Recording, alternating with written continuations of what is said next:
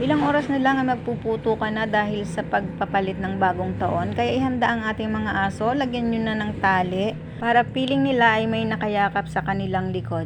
Katulad ng nakikita nyo, ang aking mga aso ay nilagyan ko na ng tali para mabawas-bawasan ng kanilang stress. O kaya naman hayaan nyo sila ay nasa katabi nyo para feeling nila secured na secured sila kapag sila ay nasa inyong kalapit.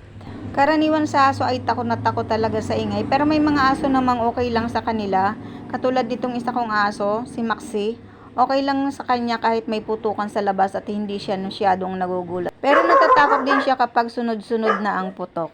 Ito naman si Tokyo, kahit malaking aso yan, duwag din yan. Kaya pag nakarinig din siya ng putok, natatakot din siya. Kaya nilagyan din namin ng tali. Tip ko lang sa inyo, ang ilagay nyong tali dun sa inyong aso. Kung meron kayong lumang damit na hindi nalabahan, yung damit na hindi nyo na susuotin, yun ang ilagay ninyo para naaamoy kayo ng inyong aso. At feeling nila ay nandun lang kayo sa kanilang kalapit.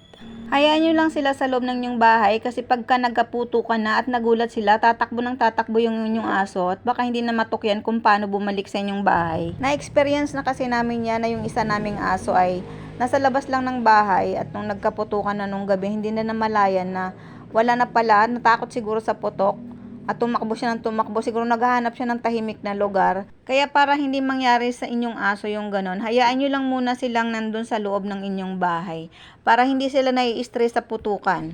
Pwede rin kayong magpatugtog ng radyo para matabunan yung putukan sa labas para mas manaig yung tunog ng radyo.